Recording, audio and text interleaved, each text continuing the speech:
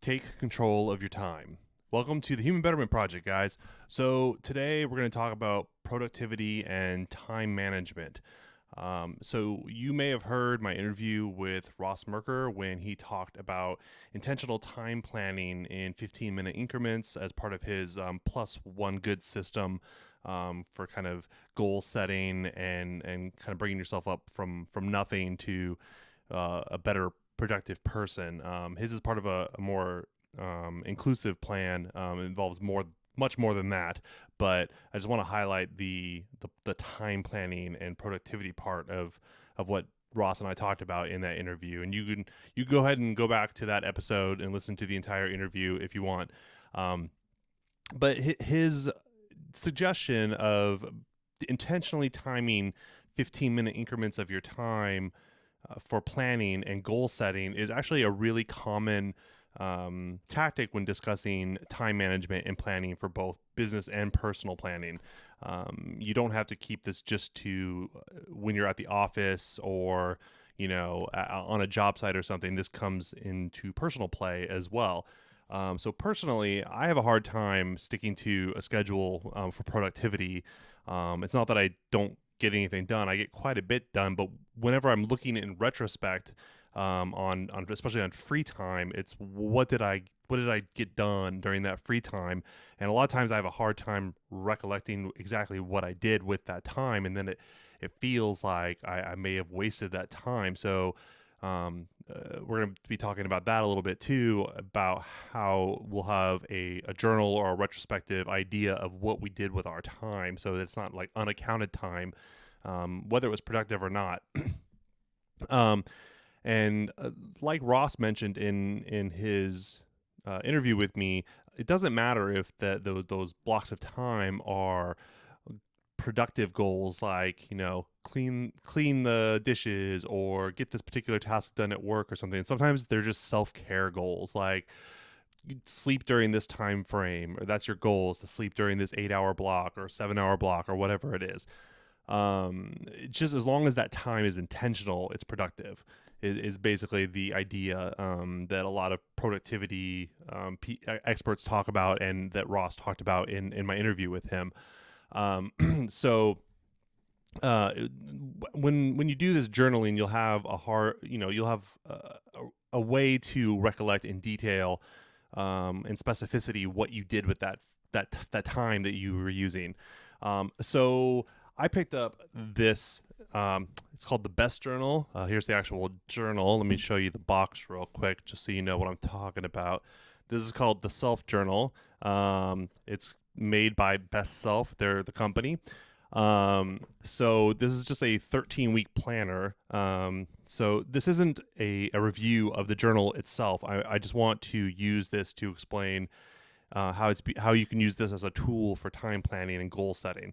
So section 1 of the journal is a spot where you put a few 13-week bucket list goals. These need to be trackable and measurable goals. Apparently, researchers have discovered that you can't be vague with your goals.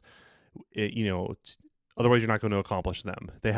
You can't just say, I want to lose weight during this 13-week period, or I want to accomplish task X in this time period. If it's too vague, you need to be specific. For example, you want to say, I want to lose 15 pounds during this time frame, or something similar, something measurable and accomplishable. Don't choose something huge that's like a 1-year long goal, something that's bite size in that 13 weeks, so measurable and trackable and reasonable.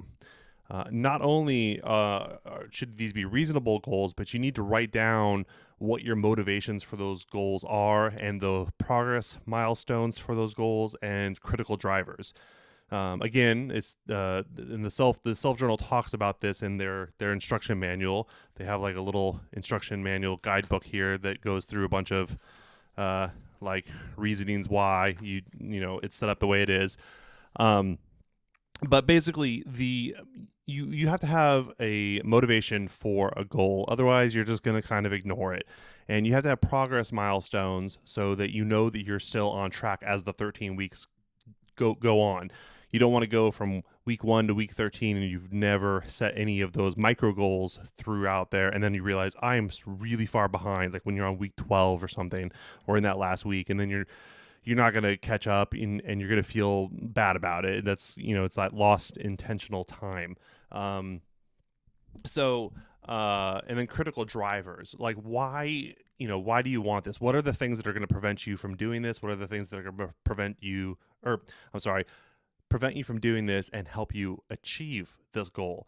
Those are important to think about, so that you know what stumbling stones you might run across, or what motivators you might need to help you achieve those goals. So section 2, after you've developed your like kind of like broad overview 13-week bucket list, section 2 breaks it out into individual 13-week chunks with weekly objectives. So every week, at the start of that week, you basically pick like 3 or 4 objectives that you want to accomplish that week, and you set event deadlines for the week and for other tasks. And then when you complete that week, you go back to the planned week that you worked on, and you kind of reflect on that week and like how well did you do in achieving the goals for that week, and you kind of give a rating based on how well you stuck to the daily plan. So here's the thing, and I have a problem with this too. Planning can cause a bit of perfectionism in some people, and you can get wrapped up in that clock, and then you're kind of like, well, you might be at some important social function and you're like, I got to go because my planner says that I have to be somewhere else in an hour or something like that, and I got to leave right now to make it. But that other thing really that important, or was it just kind of like a goal that you were hoping to do that day, or a task you were hoping to do that day? And does that social interaction take, precedence over the thing you were supposed to rush to? So it doesn't you don't have to be perfect. This is just a goal. It's a road plan, but you can go off road, for lack of a better word. And I don't want people to do this like planning to these 15-30 minute increments and then try to be perfect on them, because at the Human Betterment Project, or I'm trying to achieve balance here, and I don't want to be bound by the clock or have you bound to the clock at that level. Like sometimes you just have to change the plan. We want to have a plan, but we need to be flexible and adaptable so we can enjoy the moments of life that we have. So like I said, these are roadmaps, and it's okay to go off road. And that you'll just kind of rate how your real week matched your planned week, and then maybe write a note on why it didn't match exactly, and that's good enough. Or this whole all goes back to what one of my old bosses used to tell me: don't let perfect become the enemy of the good. You don't need to be perfect if it's good. Good is enough. Section 3 of the self journal is the bulk of the journal. It's a daily breakdown, basically. So now you've gotten your large 13-week goals, and then you have your weekly goals for each of those 13 weeks that are kind of more granular, and then you have the daily plan. So this is the place that you're just going to kind of plan out your day. I believe that the planner, let me double check here, is broken up into 30-minute increments, but you can kind of change that based on however you want to break up the time blocks. Basically, you want to plan out your day and targets in a rough timeline of how you'll spend each of those 30-minute blocks or 15-minute blocks that we talked about previously. On the opposite page of your timeline, basically, for the day, which goes from I think it's 7 a.m. to 9 p.m. or something. So you might have to adjust it a little bit based on your actual day. Like maybe you start your day a lot earlier, like at 4:30 or something. You might have to adjust it a little bit. But on the opposite side, there's a blank section, and this is used for notes that you make for that day, ideas, detailed journaling. I usually write down my workouts for the day, usually in a handwritten form. That way, uh, I have a physical record of what I did the day. It's not just on the computer. And there's something about writing it down, at least for me, um, the night before that will make me commit more to doing the actual workout. Not just remember it, but there's kind of that, like, I've put it in print the night before, so now I have to do it. It's like a promise to myself. That's just me. Maybe it doesn't work for you, but I think that scientists have found that tactically writing things down does make you remember them better, and at least for me, it makes me want or need to do them to fulfill the promise to myself of having written this down that I will do this. Um, so you're supposed to do the daily planning before the actual day. So the night before, like Sunday night, you'll do the planning for Monday morning. Then at the end of the day, you look at your planned day and you rate that day on how well you stuck to the day's plan, like I was talking about before. I'd also suggest that you make a note in the blank section on what things caused you not to achieve that day's goals or timeline. That way you just have some record when you're looking back on why that day didn't go quite as planned. Maybe it's not a big deal. Maybe an emergency happened and you had to change the plan. Maybe like I was saying before, maybe you had a social engagement that went longer and that was more important than sticking to your schedule. That's good. That's fine. But maybe just a note to yourself on why you didn't quite stick to the day like you were planning on. You should also don't only cover work things. I mean, you want to document your workout times, your even things like relaxation. Like, do you want to meditate at 8 o'clock at night?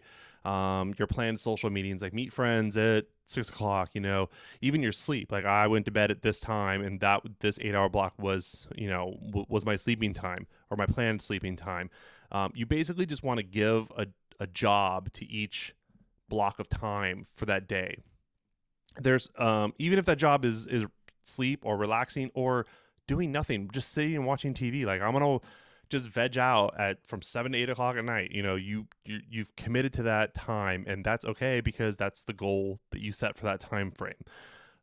There's a similar idea in financial budgeting. This idea of giving every dollar a job or every dollar a task. It's a $0 budgeting. This is the same thing with time. This is zero time budgeting, I guess you would call it. So every block of time has to have a job, even if that job is relaxing or sleeping or something that's not, like, quote unquote productive. It's productive in the sense that you planned it that way and then you did it. And we talked about this when we talked to Ross in the Plus One Good interview. He talks about intentional setting aside intentional time, even for like small things like, I'm gonna eat dinner at this time, or I'm gonna sleep at this time, I'm gonna take a nap at this time, I'm gonna go meet a friend, whatever. But it's planned time. It's not just empty time that just kind of just disappears into the ether, because that's what happens, at least with me and with a lot of other people. If you don't plan your time, then sometimes it goes from, like, let's say 4 p.m. to 6 p.m. and then you look back and you're like, what have I been doing for the last 2 hours? You just kind of flipping through TV channels, or maybe you've been surfing the internet, like on your phone or something like that, and then you're like, well, wait a minute, I've lost 2 hours and I don't remember what I did, and I don't even know if I enjoyed it. It's not like I watched a movie or read a book or anything. It's just lost time that you can't even recall what that was for, or like what did you do during that time. So it's just this idea of intentional time, and focusing on one thing for a long time. I know that can be exhausting. I work in tech, so it's very cerebral, and a lot of times you're just staring at the computer screen, and it can be mentally exhausting, and you can find yourself like zoning out sometimes, or just getting lost in lines of code, or and it's not just in programming, IT jobs that are like this. There's lots of jobs where you can get kind of mentally exhausted and then just kind of zone out, and it's hard to keep that productive flow going with these scheduled times that you have. So I thought, while we're talking about time management and productivity here, there's this concept that I'd like to kind of tell people about. I first learned about this probably probably like 7 years ago or so, when I was talking to a coworker who used this particular productivity technique. I'd never heard of it before, but it makes a fair bit of sense for uh, reducing your amount of mental fatigue when doing, you know, large amounts of work that's kind of the same for hours and hours during the day, and helping, and this will help kind of match up to those 30-minute blocks that this self journal planner time planner kind of sets up for you. This is a concept called I hope I'm pronouncing it right, a Pomodoro. I think if you look it up, you'll find it. Either that or you'll find pictures of tomatoes. It's named after a tomato timer of some type. I don't know why. I think it's just because of the time mechanism, but it's called a Pomodoro. This is a productivity and time management technique developed by somebody named Francisco Cirillo in the late 1980s. So it basically consists of 6 steps.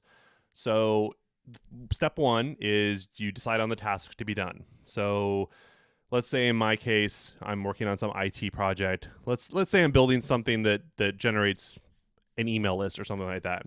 So I'm like, okay, I'm going to finish this particular section of code, and that's my task. So you'll set your timer, the Pomodoro timer, and you can use your phone. There's also some apps you can download that do the same thing, but traditionally the timer is set for 25 minutes. And you work on that task uninterrupted for 25 minutes. At the end of that time, when the timer rings, you stop what you're doing. And they generally, back in the 80s when this was developed, they said put a check mark on a piece of paper next to you.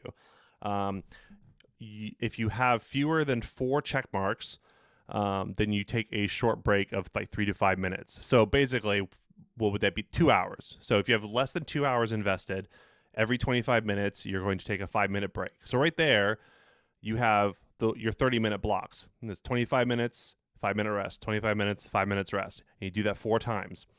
If you have more than 4 check marks, or 4 Pomodoros, they call them, then you take a longer break of like 15 to 30 minutes and reset your check marks, and you start back at 0, and you go back to step 1 and do your 25 minutes. So you kind of have a built-in system of mental breaks, and those mental breaks can, you're just trying to disengage from the task to give your brain a rest. Like maybe you go and check email for a little bit, or follow up on a call real quick, something small within those 5 minutes. It doesn't have to be an actual go take a lunch break kind of thing.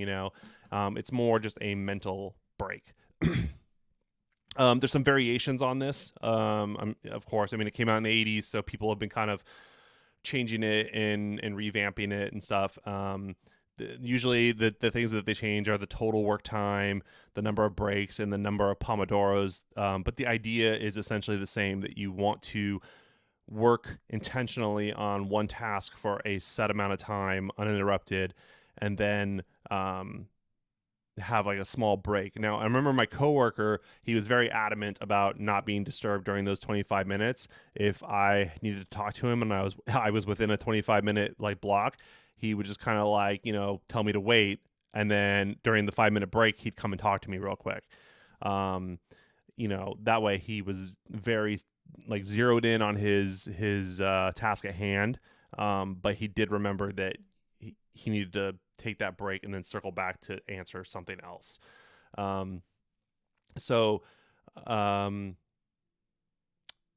It's nice because there's like I said, there's these devoted sections of work time and break time, so you still get to keep your workflow, an efficient workflow, like I was saying my coworker did. And if you want to try these management techniques, like I said, there's some apps you can download, and then there's actual physical timers. I've seen these at Office Depot or Staples and stuff, but they'll actually have these little cubes that have a timer on them, and you'll flip it when you're working, and it'll start the 25-minute countdown, and then a timer will go off, and you flip it back to start your 5-minute break.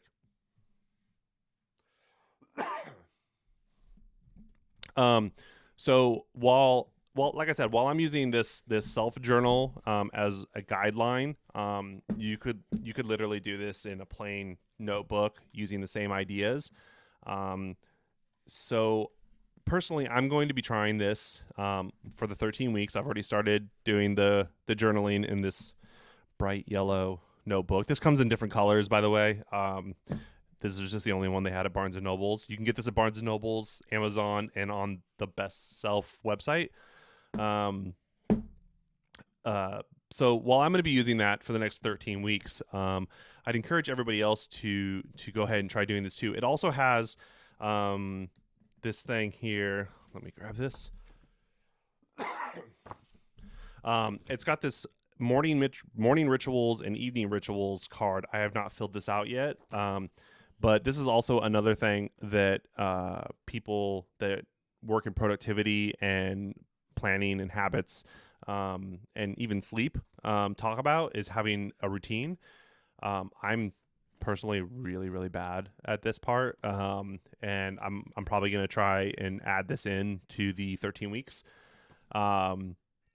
Usually my mornings and my evenings are kind of a mad dash, either to wake up and go to work or to go to bed. And I think that adding some like habitual rituals into my timing and scheduling would be beneficial, and wouldn't make those waking ups and the wake ups and the going to beds kind of these rushed affairs. And also a lot of people like with the evening rituals and stuff, and I'll probably talk about this in a future episode when I talk more about sleep as it pertains to health. This can help you to plan out when you go to sleep. And apparently, according to a book I'm reading by Dr. Matthew Walker, Why We Sleep, which I'll talk about later in more detail on a future episode, one of the most important things we can do for health and for productivity and helping this sense of regularity and energy is a set bedtime and wake time. You should go to bed at the same time, and you should wake up at the same time, no matter if it's a weekend, a weekday, whatever. I don't do that very well. But I am going to try. I might even try waking up really early for a while and documenting it and trying to kind of push my circadian rhythm, sleep rhythm back a ways in a way that he talks about in the book is healthier and more natural for our brains and memory retention, stuff like that. So I encourage everybody else to go ahead and try doing this documenting thing for 13 weeks for time management and productivity. Again, this is called the Self Journal by Best Self. It is, I believe their website is just bestself.com. But why don't you guys go ahead and try it if you'd like to. You don't have to buy this fancy journal, like I said. You can just do this in a plain notebook, but try to be intentional and accountable with your time, and see how it goes. Just try it for 6 weeks. Try it for the full 13 weeks. I'm just doing 13 weeks right now because that's how long this self-journal covers before it runs out of space, and then I'll probably talk about how well it went after those 13 weeks. But why don't you and I take control of one of our most valuable resources, which is time, because we have a finite amount and we don't get any more. So let's make the best of the time that we have. All right, everybody. Thank you for listening today, and I hope all of you will like and subscribe. Go ahead and comment below if you have any questions or you would like to see any particular topics covered, or anybody that you'd like me to interview. I'm still keeping that 6 degrees of pod thing going from the original show. It's just really difficult to schedule people, so I'm doing these solo topics now. But I still would like to interview people long format style. So yeah, go ahead, like and subscribe, and go ahead and check out the other videos that I have on the channel, and I'll talk to you later, guys.